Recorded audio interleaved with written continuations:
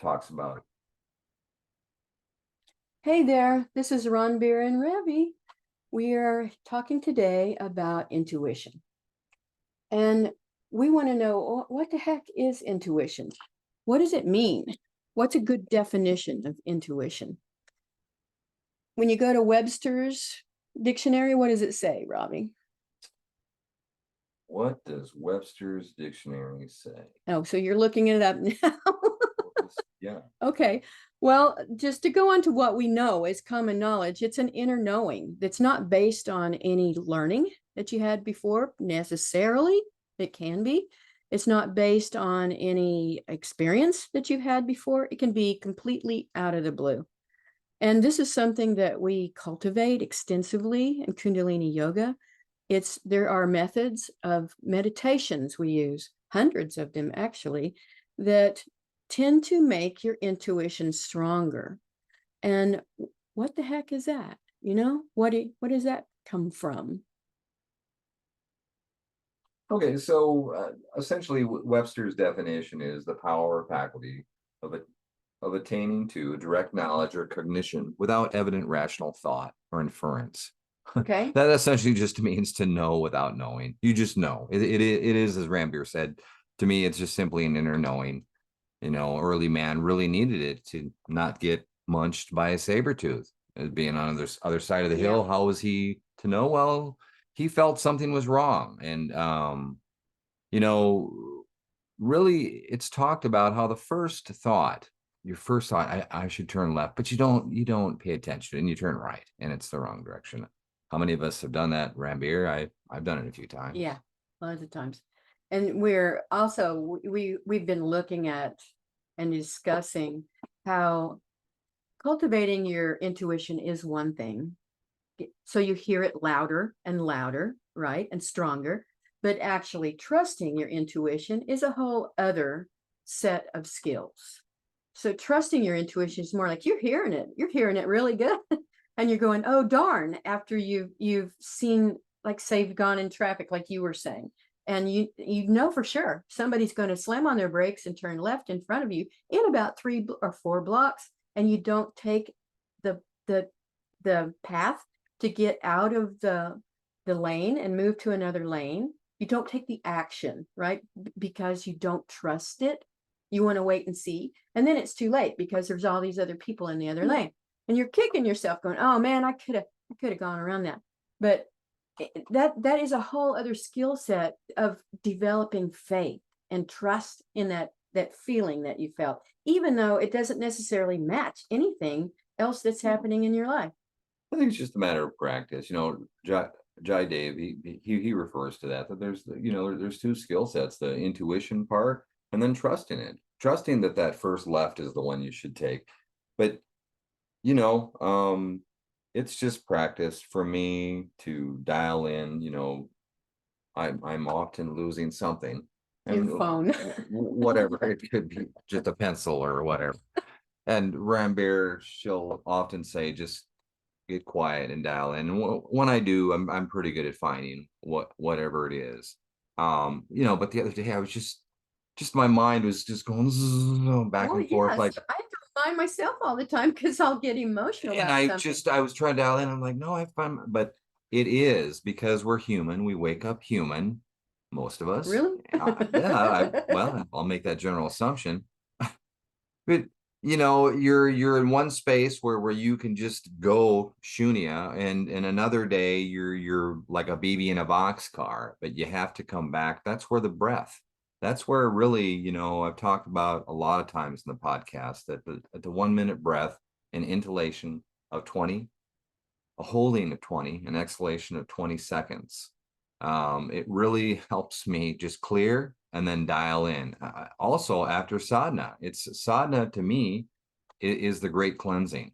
It really just clears out all the garbage and it allows me to just be. And when I'm there, I can really dial in and find things like my phone and keys and other things like that. For Well, those who are maybe not on the yogic path yet, but are thinking about it, what sadhana means is daily practice. That's what the word means. In our case, it would be about an hour of meditation and 30 to 40 to minute Kundalini Kriya, and also the recitation of Japji at the beginning, which is a wisdom writing that basically corrects thought. It corrects thought into a larger space than we would have with our normal daily thoughts. So all of that takes about 2.5 hours generally in the mornings, and it has a way of setting the day. And I know some people will just do a meditation. It's like 10 minutes, and that's a good place to start.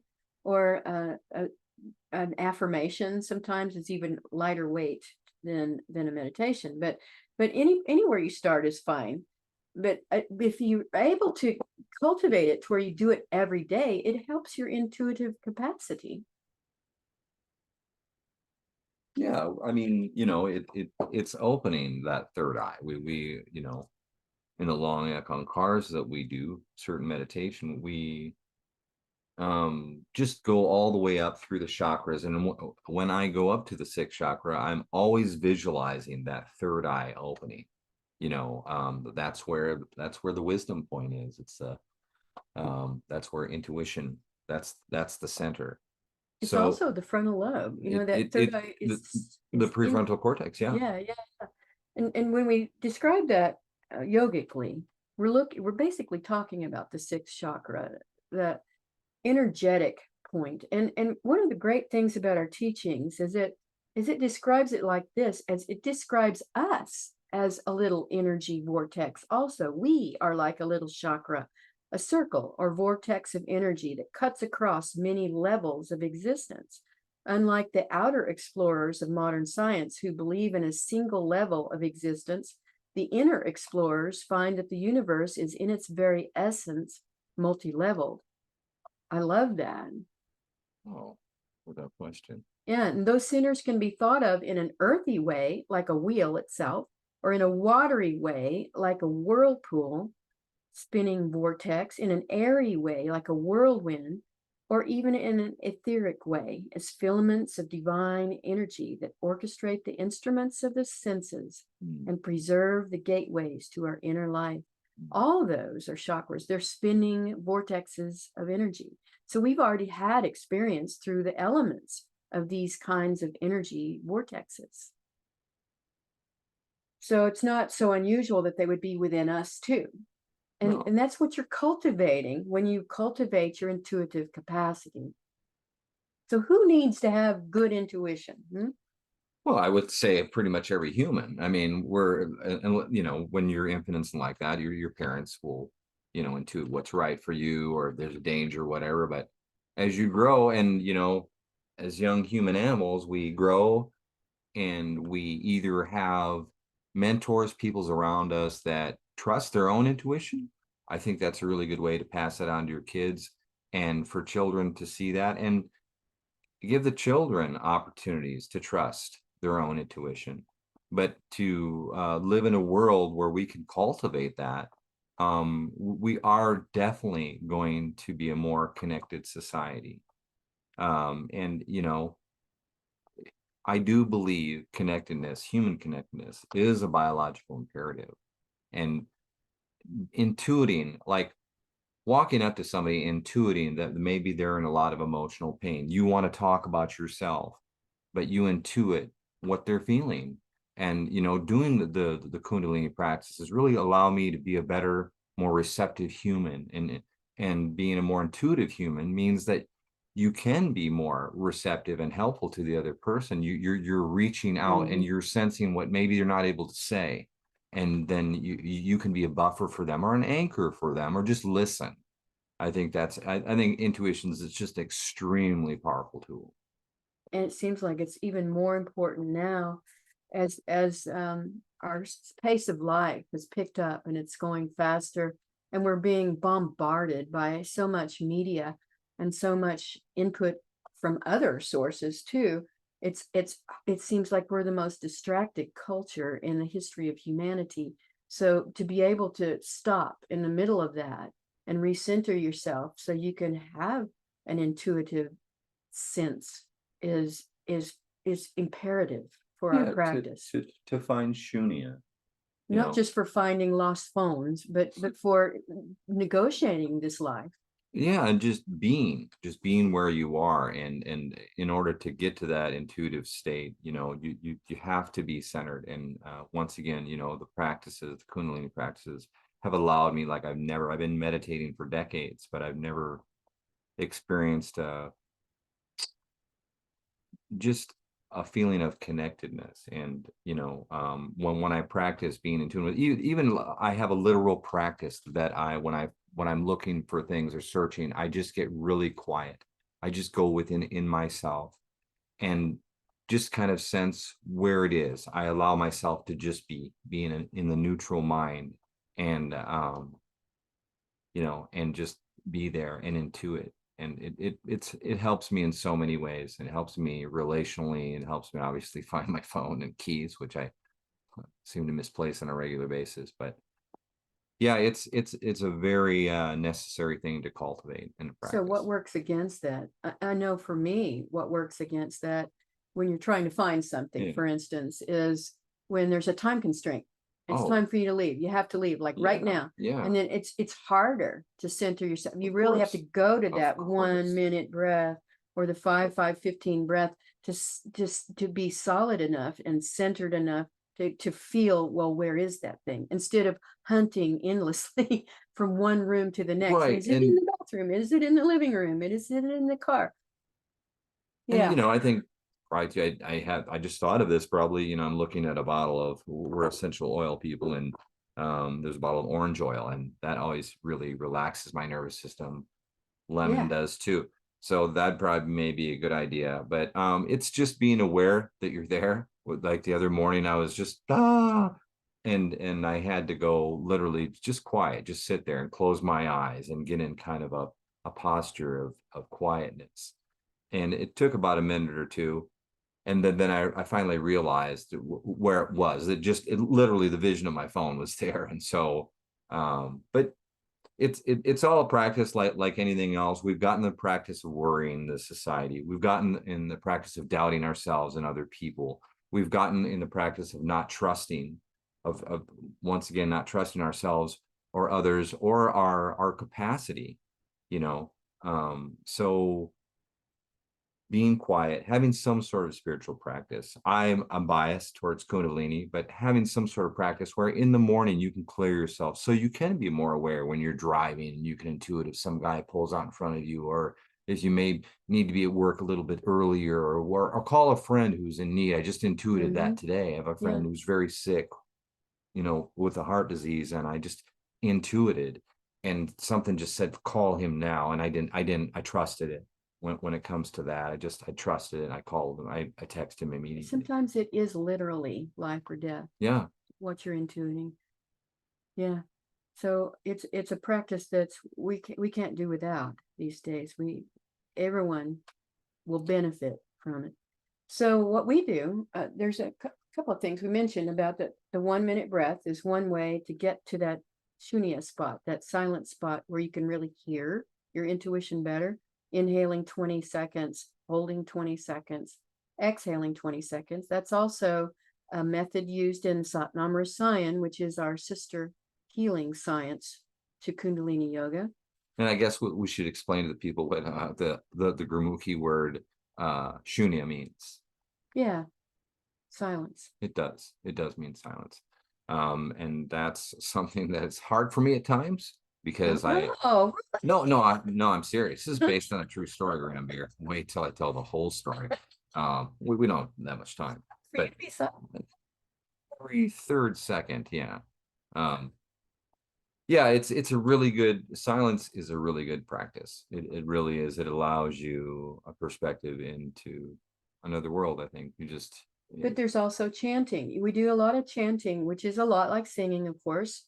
And some of the meditations, there are literally hundreds and hundreds of meditations in Kundalini Yoga that develop intuition. But two that come to mind right off the bat, we use a lot, are Kirtan Kriya, which uses the mantra Sat Nama.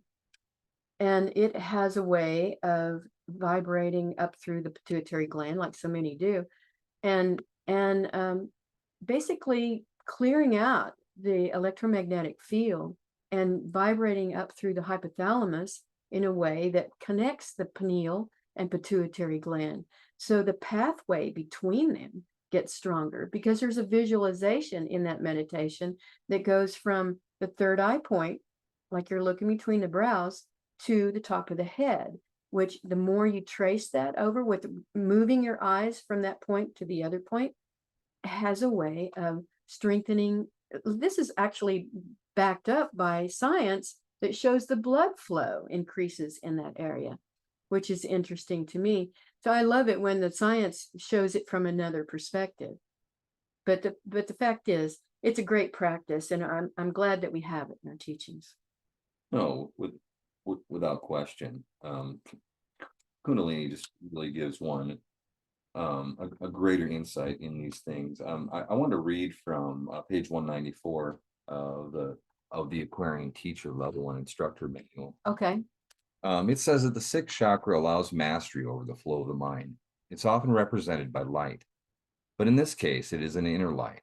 When these channels open and someone has the mystic vision, they say that God is like the light of a billion trillion bursting suns. This is also the chakra we use to master the duality of the mind.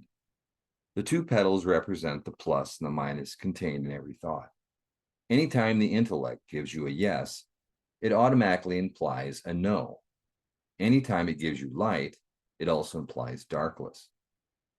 To master the sixth chakra is never to be confused by any of the polarities of life, and to be able to read between the polarities, between the lines. That's intuition. That's it right there. It cuts right between everything.